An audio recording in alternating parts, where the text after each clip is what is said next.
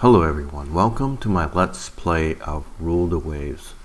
Rule the Waves is an amazing game that I was really addicted to a few years ago, and I really liked Rule the Waves 1, which the game lasts from 1900 to 1925, but then Rule the Waves 2 came out. I was pretty excited about that, and I bought Rule the Waves 2, and Rule the Waves 2 goes all the way from 1900 to 1950, and it includes aircraft and aircraft carrier.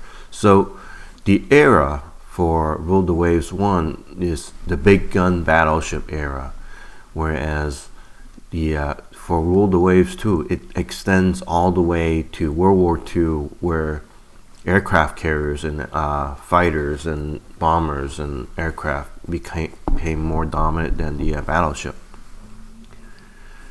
But I never really caught on to how to play with aircraft and aircraft carrier, and I don't know why. I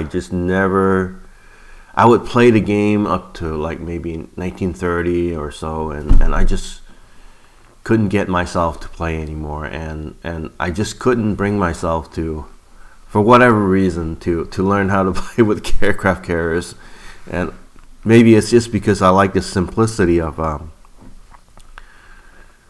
the big gun battleships. Rule the Waves, it's not exactly a simple game, but like if it's just about the big guns, it's a little simpler. Maybe that's why I like Rule the Waves better than Rule the Waves 2. And now Rule the Waves 3 is coming out, and there's a plethora of videos on YouTube with people playing the game, playing the pre-release version of the game. That looks pretty cool because they have like a bunch of updates to the UI updates to like dock size. Dock size used to be just a limit to the size of the ships you can build, but now there's a limit to the amount of ships you can build. Like dock size, like 10,000 tons dock size used to be like you can build as many 10,000 ton ships as you want, but now you're limited to maybe like 100,000 tons of ships. So there's more depth added to it, so that's pretty cool. But anyways, because everybody's playing Rule the Waves 3, it makes me want to play Rule the Waves. So that's why we're gonna play Rule the Waves. So I actually haven't played in a long time. So the strongest countries to play is Great Britain, naturally, and then the United States is super strong in the late game. In fact, the United States have a larger naval budget than Great Britain. So, but Japan and the United States, they're not in Europe. They're home based in Asia and in North America, and the problem with that is their main fleet stays in those areas instead of you would never bring your main fleet over to places where you don't have enough ports to support them. So therefore, you will never have a big fleet battle with the European powers. You would just have like some battles with them where they send some ships over to, and you send some ships to their colonies, they send some ship to their colonies, and it's unlikely for them to try to send a fleet to North America or the east coast of North America, or for you to send your fleet over to the North Sea or the Mediterranean, because if you get into battle and your ship gets damaged, they will likely be interred in a neutral port for the rest of the war, and that's crippling. That's too crippling. So that's why I don't really like playing Japan or US. They kind of, you're playing in your own little world for the most part, and so I feel like the best to play. So I don't want to be number one. And one of the things that I really don't like about the Great Britain is their ships have hidden flaws. So the way it manifests is your ships, you'll be fighting, and all of a sudden somebody fires a gun and hits something, and it manages to trigger the hidden flaw, and your ship blows up. And which is pretty, how should I say, that's not something I like. That's not something I enjoy. Like, it's too, I don't know. It's not something, anyways, I don't want that happening to my ships. That's why I prefer playing these countries. I started off playing Austria-Hungary because they're so small, and at the same time they have really good technology.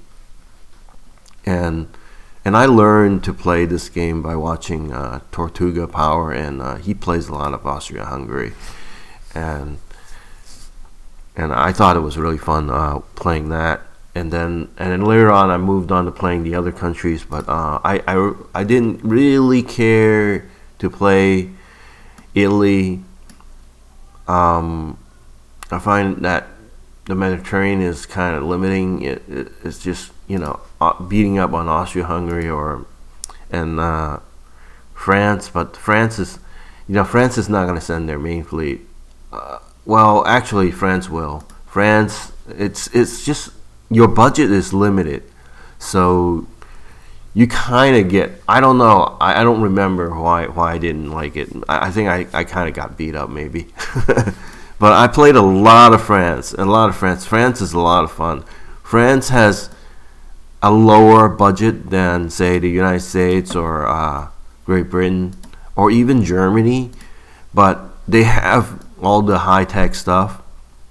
If bonus tech, they are considered, their technology starts off at pretty good. So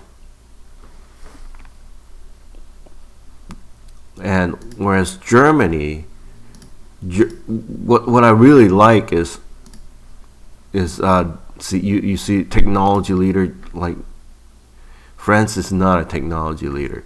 So the technology leaders are the United States, Great Britain, and Germany. They also have a lot of research advantages, right? The U.S. has bonus tech. Bonus tech is just one technology. It's not as great as a research advantage. So research advantage, ship design. This is huge. Ship design is very big, very important. Germany, ship design advantage. Armor development is pretty important. Subdivision and damage is pretty important. AP projectile is pretty important. And the bonus tech cross-deck fire is, how should I say,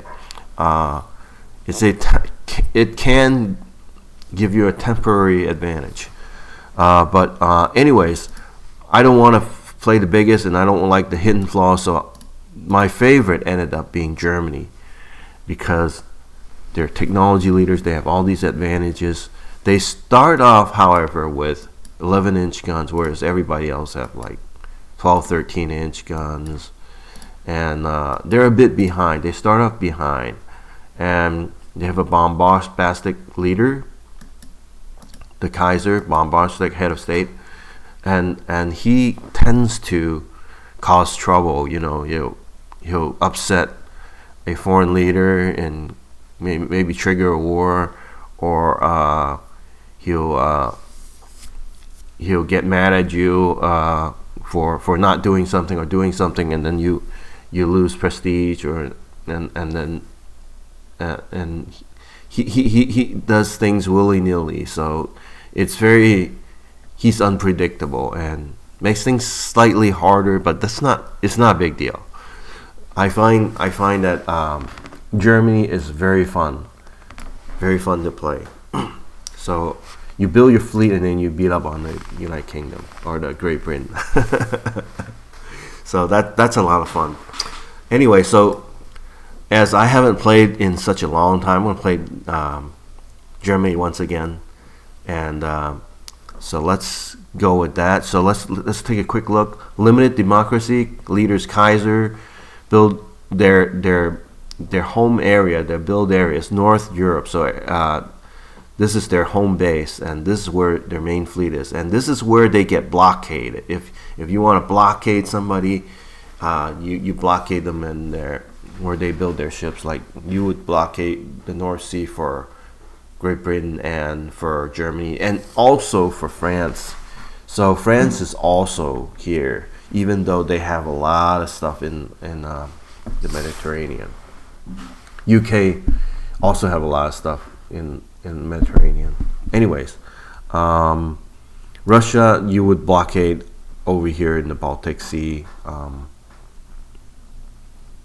and United States, naturally, if you want to blockade them, you want to blockade them in North America, but you do not want to do that, because you would have to send a huge fleet over, and if they get in the battle and get damaged, they get interred, or if they run out of fuel, they get interred. It's just not good. So anyways, let's go play with Germany. We're not going to play with historical budget. We're going to go with game naval budget, which it makes us slightly less than the Great Britain, but better than just about everybody else. Better than just about everybody else. And 11-inch guns, but that you can get around that. So we're gonna play this, and then we're gonna Admiral Fish Cake, and we're gonna play very large, because if you play small, you would think playing a small or medium fleet is easier, but in fact it's actually more challenging, more difficult, because you end up having small fleets. So especially in, say, if you're playing Austria-Hungary, you have no safety buffer. You end up, how should I say?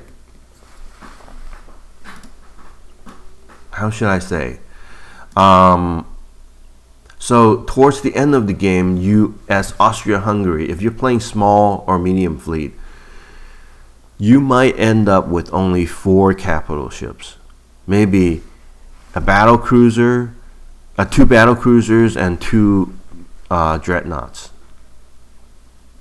And sometimes there's random events that will say, "Oh, your ship hit a torpedo and is in repairs," or "Oh, your ship, a submarine torpedoed your ship and sank it," and then all of a sudden, one of your capital ships just disappears, and you end up losing about 25% of your combat power. So it's very punishing.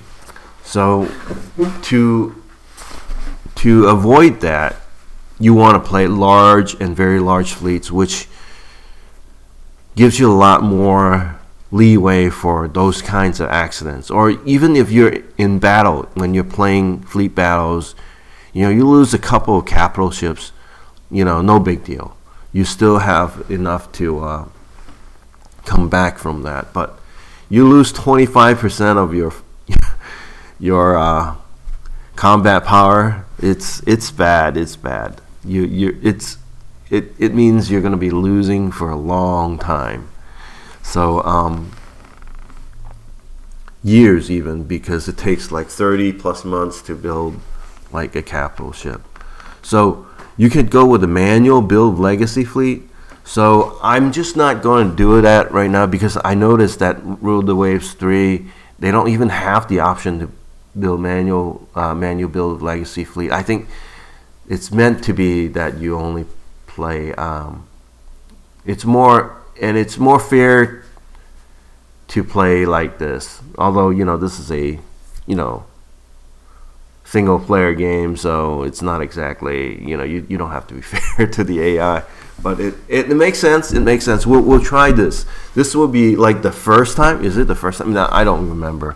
I think I've played it where I just had the historic fleets. So we're gonna play here. You see, the last time I played was like 4 years ago. This was a save. I tried to make a video, and I had some real problems making the video. That's why I have a save from like, and save from today. But anyways, let's go. There's only 5 save slots, unfortunately, for Rule the Waves 1. But we'll go. We're going to use this one. Anyways, we'll say okay, and this will erase the slot. All right, let's take a quick look, and we'll get rid of that. Okay, now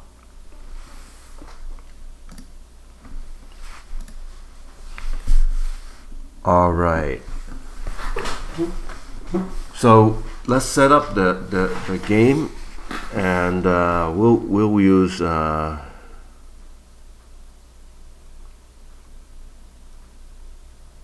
let's see. And let's take a break from here, and thanks for watching. See you next time.